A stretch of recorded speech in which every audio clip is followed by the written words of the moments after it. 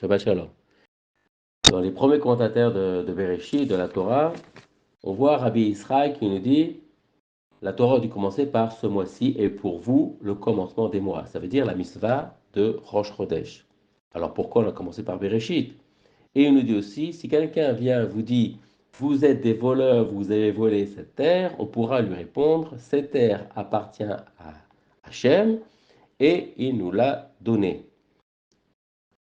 On pourrait quand même se poser des questions. On a vécu 2000 ans sur cette terre en Israël. Il y aurait quelqu'un euh, qui pourrait venir et nous dire qu'on a volé cette terre, cette terre ne nous appartient pas. Et bien pourtant, il y a deux autres religions monothéisme, le christianisme et l'islam. Et on voit bien que en ces temps-ci, en ce moment, on nous dit que on a volé la terre d'Israël, on a volé la terre des Palestiniens, que certains présidents vont dire que euh, on- si on n'avait pas voté à l'ONU, on n'aurait pas eu la terre d'Israël, que peut-être qu'ils ont fait une erreur, qu'on devrait partir de cette terre. Donc, euh, donc on voit bien qu'il y a ce sentiment, ce que le Rav Israq a dit il y a plusieurs années, et, et c'est en train de se révéler, de se mettre en place. En plus, pourquoi donc il nous a demandé de dire que on aurait dû commencer par la première mitzvah qui est du Rosh Chodesh, parce que tout simplement parce que pour le peuple qui va recevoir la Torah, euh, il est important de faire la Torah et les mitzvot sur la terre d'Israël, sur une terre. Et ça sera la terre d'Israël. Là où Dieu nous l'a donné et nous a promis de vivre à Abraham, Israël et Yaakov et aux autres tribus. Donc, on est obligé d'avoir cette terre-là pour pouvoir calculer justement les Rosh Chodesh et les fêtes et les Moadim, etc. Et on voit dans Bereshit que les premières générations, la Dor Amaboul qu'on appelle, a été violente, ils volaient les gens, et, et donc ça, Dieu ne veut pas dans ce monde-ci une génération qui soit violente et qui vole. Ensuite, on a eu une autre, et donc il l'a détruite. Et ensuite, il y a eu la génération de la tour de Babel. Et là, on a eu un despote qui était Nimrod, qui a pris tous les gens en otage, si on veut, et qui leur a dit, vous allez construire maintenant une tour. Et ils étaient tellement obnubilés par cette construction de cette tour que les pierres prenaient plus de valeur que la vie de l'homme, que même si le Midrash nous raconte que même si quelqu'un tombait de la tour, ça n'avait aucune importance. Le tout, c'était d'amener la pierre en haut de la tour et d'élever la tour le plus haut possible. Il avait fait euh, des hommes, un peu des robots, qui ne pouvaient plus penser par eux-mêmes. Alors que Dieu a seulement dit, tu domineras les poissons, les oiseaux, les bêtes, mais tu ne domineras pas l'homme. L'homme doit rester libre. Et nous, heureusement, le juif doit rester libre sur sa terre, en Eretz Israël, pouvoir faire ses mitzvot. Donc, on va recevoir la Torah, Dieu va nous donner la Torah, et, euh, et dans la Torah, il y a des mitzvot sur comment pratiquer la justice, comment faire la guerre, comment donner l'héritage. On voit qu'après, on va se partager l'héritage, le Nahalot, euh, de l'Eretz Israël en 12 tribus, comment ça va se partager, l'héritage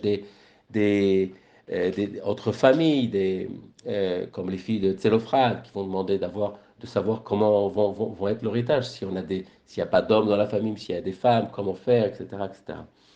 Et on voit les relations entre employeurs et employés, qu'il faut payer en temps et en heure. Euh, et comment aider le pauvre, faire de le maaser, faire de la tzedaka. Et en plus, on a le jubilé, c'est-à-dire que l'annulation des dettes tous les 50 ans. On met tout à zéro et on recommence. Et comme ça, on a une société qui soit beaucoup plus fair, beaucoup plus normal aux yeux de l'homme par rapport aux autres pays, aux autres nations qui, eux, veulent imposer, veulent avoir des esclaves, veulent dominer l'homme, alors que Dieu dit non, il ne faut pas dominer l'homme, il faut le laisser libre et avoir sa libre expression, être beaucoup plus fair dans, euh, dans la balance, ne pas voler l'un et l'autre et faire attention à tout ça. Donc, ça, c'est euh, l'espoir de Dieu en nous, le fait qu'il croit en nous, que bientôt, on aura une meilleure compréhension, qu'on abolira l'esclavage, qu'on aura une meilleure compréhension du monde et que c'est normal de respecter chaque être humain, puisqu'on est chacun libre et égaux. On va voir maintenant justement un peu de Gematria. On voit dans le mot Bereshit bara. Bereshit bara, on voit que les trois premières lettres de Bereshit, c'est Bet, Resh, Aleph, c'est bara. Et le deuxième mot aussi, c'est bara. Et au milieu, on a donc les trois dernières lettres de Bereshit, c'est Shin, Yud, Tav, c'est Shit. La gematria de bara et de bara, c'est 203. Et la gematria de Shit, de Bereshit, c'est 406. Donc on voit que les trois premières lettres, les trois lettres du mot bara, ça fait 6. C'est pour nous représenter les 6 jours de la semaine, qui sont donc au même poids de nombre, et que le mot shit, les trois dernières lettres donc, de Bereshit, nous donne 406. 406, c'est pour nous dire que ça, c'est le Shabbat. Le Shabbat, quand on prie pour le Shabbat, on prie pour toute la semaine, on prie qu'on ait donc la bracha pour toute la semaine, et bien, ça a la même équivalence que tous les jours de la semaine. Et aussi le mot 406, le mot en gematria, c'est le mot, on peut avoir ata. Ata, ce qui veut dire toi. C'est qui toi? Qui va faire le Shabbat? Qui va prier et se reposer le septième jour? Alors, on regarde aussi le mot Bereshit, on voit que dans les deux premières lettres de Bereshit, il y a le mot bar. C'est Bet et Resh. Et les deux dernières lettres de Bereshit, c'est Yud et Tav. Ça nous fait Bet, Resh, Yud, Tav, le mot Brit. Brit qui donne 612 en Gematria. C'est les 612 misvot de la Torah, plus une qui est la Brit Mila, ça fait 613. Et il nous reste les deux dernières lettres du milieu qui sont Aleph et Shin, qui est le mot Esh, c'est le feu, ou aussi la Menorah, c'est l'étincelle divine, c'est la lumière divine qu'on a en nous.